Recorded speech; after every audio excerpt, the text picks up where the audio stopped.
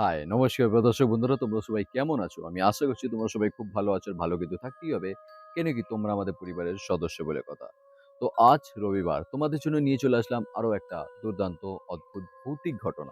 এর আগে ২-৩ দিন তোমাদের সাথে কিন্তু দেখা হয়নি। আমি ঘটনা দিতে পারিনি। যার কারণ হলো আমাদের ঘরে চলছিল কাজ। কেন কি সামনেই তোমরা সকলেই জানো আমাদের বাড়িতে হতে চলেছে কালী পুজো। বড় মায়ের পুজো আছে যার কারণে বাড়িতে কাজ-বাজ হচ্ছে, ঘর রং-টং করা হচ্ছে। মায়ের জন্য যেই জায়গায় পুজো হবে সেই জায়গাটা তৈরি করা হচ্ছে। সো অনেক কাজ যার কারণে কিন্তু তোমাদের সাথে ভিডিও ঘটনা কন্টিনিউ করতে পারছি না। কিন্তু আশা করি খুব তাড়াতাড়ি সবকিছু নিপটে মিটিয়ে তোমাদের সাথে রেগুলার বেসে আবার দেখা হবে। আগে যেরকম দেখা হতো। তো চলো যাই হোক কথা না বাড়িয়ে আজকে ঘটনার দিকে যাই। আজকে ঘটনাটা বেশ দারুণ হতে চলেছে। আজকে এই ঘটনাটা একটা গ্রাম বাংলার ঘটনা। এই ঘটনাটা দুর্দান্ত হতে চলেছে এক সুন্দর মানে আনন্দর জায়গা থেকে কিভাবে সেই জায়গাটা বদলে গিয়ে একটা ভৌতিক জিনিস ঘটে গেল আজকে তার উপরেই ঘটনাটা। তো চলো বেশি সময় নষ্ট না করে তাড়াতাড়ি ঘটনার দিকে যাই। ঘটনাটা শুরু করার আগে আরো একটা কথা বলতে চাই, যদি এখনো অব্দি আমাদের এই ঘটনাকে লাইক না করে থাকো, তাহলে তাড়াতাড়ি করে লাইক করে দাও। যদি এখনো অব্দি আমাদের চ্যানেলটাকে সাবস্ক্রাইব না করে থাকো, তাহলে তাড়াতাড়ি করে ভালোবেসে সাবস্ক্রাইব করে নিও। তোমাদের প্রিয় মানুষের সাথে কিন্তু অবশ্যই করে ঘটনাগুলোকে শেয়ার করে দিও। তো চলো তাড়াতাড়ি করে ঘটনার দিকে যাই। তো এই ঘটনাটা বলেন কিছু এমনভাবে। বলে এই ঘটনাটা আমি একটা চায়ের দোকানে এক কাকার কাছ থেকে শুনি। কাকার জীবনে এই ঘটনাটা ঘটে তার ছেলে, তার বউ আর তার সাথে। এই ঘটনাটা শুরু হয় তার ছেলের থেকে। তো কাকা বলেন, "আমি আর আমার ছেলে দুজন মিলে গেছিলাম মেলা ঘুরতে। গ্রামের দিকে খুবই মেলা আসছে। তোমরা সকলেই জানো যারা একটুখানি গ্রামের দিকে থাকো তারা জানো হয়তো যে খুব দেখবে তোমরা গ্রামের দিকে না মেলা-ঠেলাগুলো খুব বেশি হয়। ঠিক আছে? তো সেরকমই গ্রামের দিকে সেই কাকা আর তার ছেলে গেছিলেন মেলা ঘুরতে। তো যাই হোক ভালো কথা। পেছনে হয়তো তোমরা কাউকে দেখতে পারলে। যাই হোক ওটাকে ইগনোর করে দিও। কেন কি আমি বাইরে ঘটনাটা শুট করছি। যাই হোক। তো কাকা বলেন যে, "আমি আর আমার ছেলে মেলা ঘুরতে যাই।" তো যাই হোক, মেলায় যে রাস্তা ধরে যাই আমরা, সেই রাস্তাটা মানে গ্রামের রাস্তা একদমই। আর ওই রাস্তা থেকে গিয়ে একটা মোড় মাথা পড়ে, যেই মোড় থেকে মানে সেই যে মেলাটা, ওই মেলাটায় যাওয়া যায়। ওই রাস্তার মোড়টা থেকে মানে আরো রাস্তা জুড়ে, যেখানটা মানে সবসময় জমজমাট ব্যাপার একটা। ঠিক আছে? তো যাই হোক ভালো কথা। আমরা ওই রাস্তা ধরে নিজেদের মতো নিজেরা কিন্তু মেলায় যাই। ভালো কথা। মেলায় গেলাম। মেলায় গিয়ে ভালো করে আমরা মেলা ঘুরলাম আমি আর আমার ছেলে। দুজন মিলে মেলা ঘুরলাম, মেলায় খাওয়া-দাওয়া করলাম। ঠিক আছে? ও একটুখানি দোলনা চড়তে চাইলো, ওকে একটু দোলনা চড়ালাম। তো যা হয় মেলার মধ্যে কিছু জিনিসপত্র কিনলাম আমার বউর জন্য। তো এই করে বেশ মেলাটা ভালো করে ঘুরে আমি আর আমার ছেলে রাত্রেবেলা আবারও বাড়ির পথে যাওয়া শুরু করি। মেলা থেকে বেরোলাম। মেলা থেকে যে রাস্তাটা যেটা কমন রোড, ওই কমন রোড ধরে যাচ্ছি। আমাদের সাথে আরো লোকজন রয়েছে সেই রাস্তা দিয়ে যাচ্ছেন। আনন্দ করতে কারোর হাতে বেলুন, কারোর হাতে খাবার, কারোর হাতে কিছু জিনিসপত্র কিনেছে সবকিছু। বেশ একটা জমজমাট আনন্দর ব্যাপার। তো যাই হোক, সেই রাস্তা ধরে আমরা যাই। গিয়ে ওই ঠিক মোড় মাথাটায় যখন আমরা গিয়ে পৌঁছাই, ওই মোড় মাথা থেকে যেই রাস্তাটা আমাদের ধরতে হয়, সেই পথে অন্য আর কোনো মানুষ যেতে দেখলাম না। আমি আর আমার ছেলে শুধু ওই পথ ধরে, ওই গ্রামের পথ ধরে আমরা বাড়ি যাবো। ওই দিকটা আমাদের বাড়ি। এছাড়া দেখলাম আরো যাবতীয় যারা লোকজন ছিল, যারা আরো আসছিল রাস্তা থেকে আমাদের সাথে আ আনন্দ করতে তারা দেখলাম কেউ ওই অন্য রাস্তা ধরে চলে গেল, কেউ অন্য রাস্তা ধরে চলে গেল। অন্য বিভিন্ন ধরনের রাস্তা ধরে চলে গেলেন। কিন্তু ওই রাস্তাটা ধরে আর কেউ দেখলাম ওই পথে আসলেন না। যাই হোক, আমরা তো ওই পথটাই কন্টিনিউ করলাম। তো যাই হোক, আমি আর আমার ছেলে গল্প করতে বাড়ির পথে যাচ্ছি। তো এবার হলো বড় কথা যে ওই পথটা কেন ধরল না? এইটা কি মানে আছে যে ওই পথে কারোর বাড়ি নেই বা ওই পথে কেউ থাকে না? থাকে। ওই পথে মানুষজন থাকে, ওই পথে মানুষজন যায় না। এর কারণে কেন কি ওই পথটা যে আছে, ওই পথে একটা পড়ে শ্মশান। যে শ্মশানটা এখনের সময় বন্ধ। যেখানে এখন আর কোনো রকম কাজ হয় না। ঠিক আছে? একটা শ্মশান ঘাটে যা কাজপত্র হয় সেগুলো ওখানে এখন বন্ধ। ওখানে হয় না। কিন্তু ওই শ্মশানটা পড়ে রয়েছে। একদম। শ্মশান ছিল, এখনো রয়েছে শ্মশানটা। কিন্তু ওই শ্মশানে কাজ হয় না। নিম গাছ, আরো যত রকম যাবতীয় গাছ-টাছ যেগুলো হয় আমাদের একটা শ্মশান ঘাটে, সব গাছপালা রয়েছে ওরকমই সবকিছু। তো ওইজন্য ওই শ্মশান ঘাটটায় একটা ঘটনা আছে, যার কারণে ওই শ্মশান ঘাটের কাছ থেকে কেউ যায় না। না, কি ঘটনা? বলে ওই যে শ্মশান ঘাটটা রয়েছে, ঠিক আছে? ওই যে শ্মশানটা রয়েছে, ওখান থেকে মানুষ এইজন্য যায় না, কেন কি ওখান থেকে রাত্রিবেলা গেলেই কিছু না কিছু কারো না কারোর সাথে হয়। ঠিক আছে? কিছু হয় বলতে ছোট বড় কিছু না কিছু প্যারানরমাল অ্যাক্টিভিটি তাদের সাথে হয়। এবার এইটা বড় ব্যাপার নয় যে প্যারানরমাল অ্যাক্টিভিটি হয়।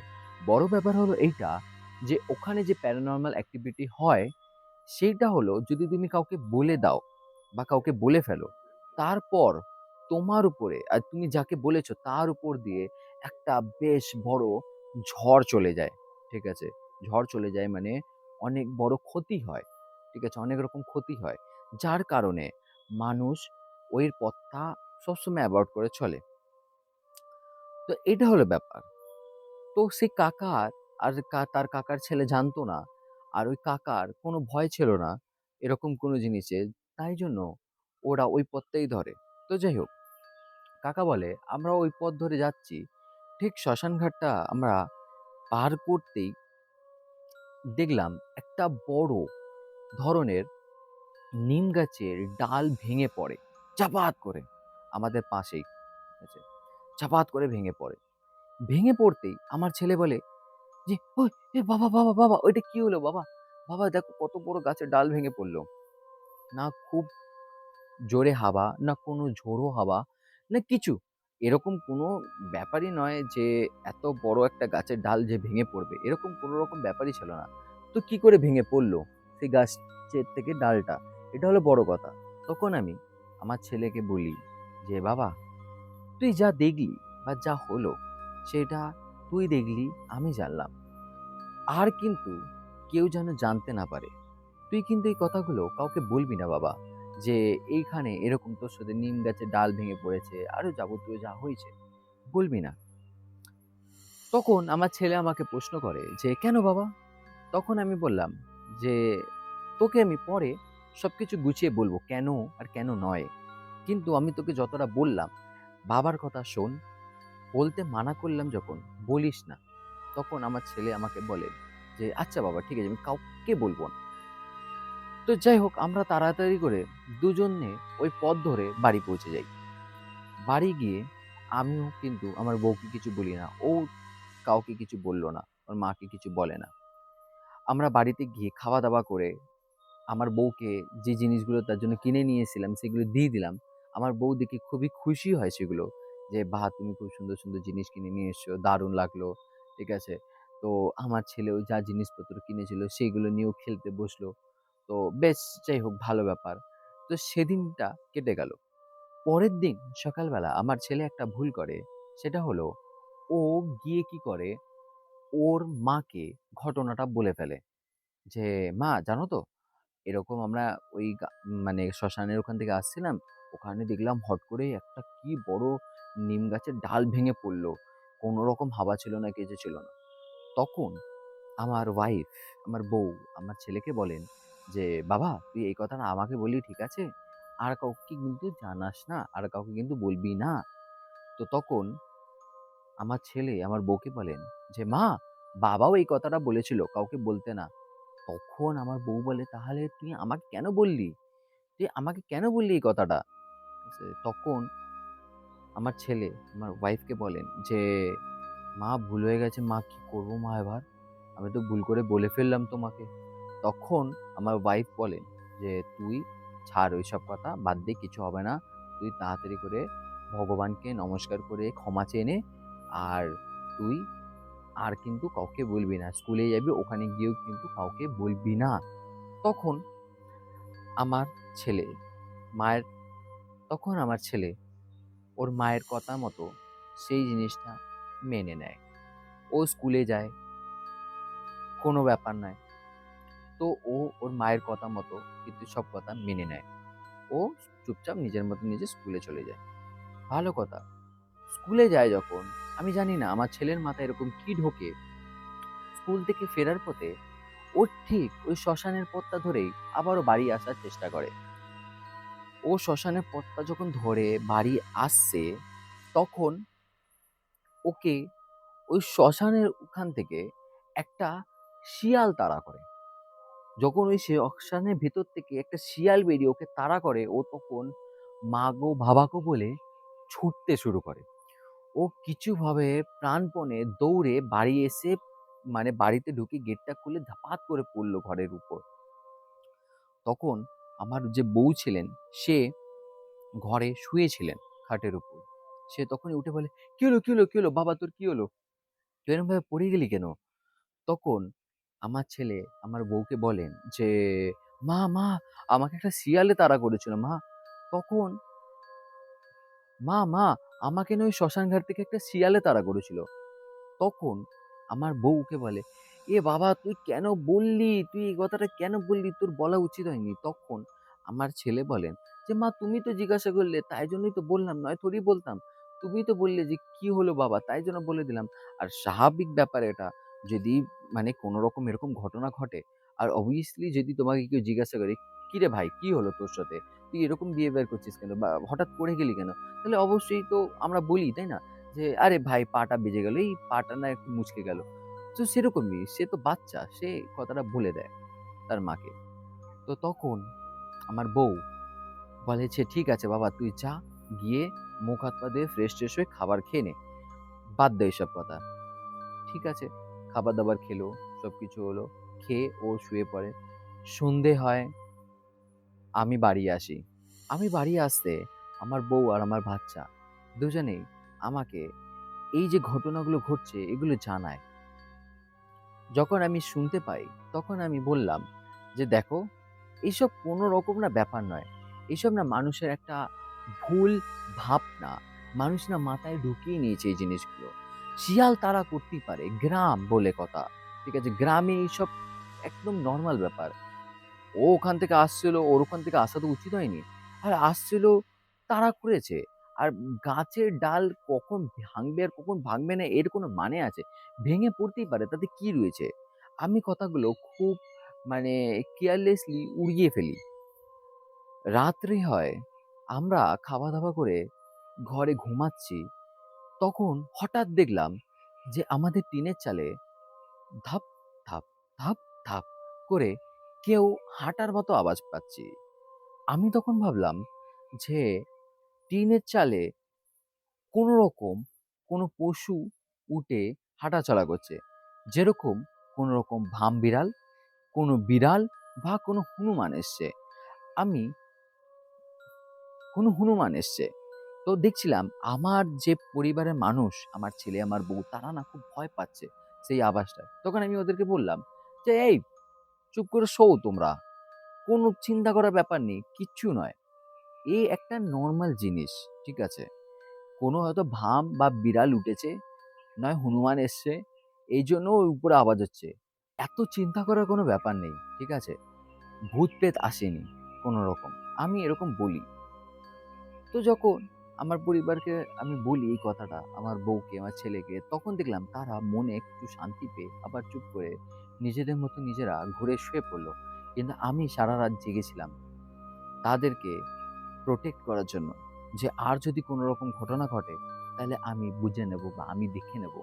কেন কি, হয়তো আমার উচিত হয়নি সেদিনকে ওই যে শ্মশানের পথ ধরে এসছি, ওই পথ ধরে আমার ছেলেকে নিয়ে আসা আমার উচিত হয়নি।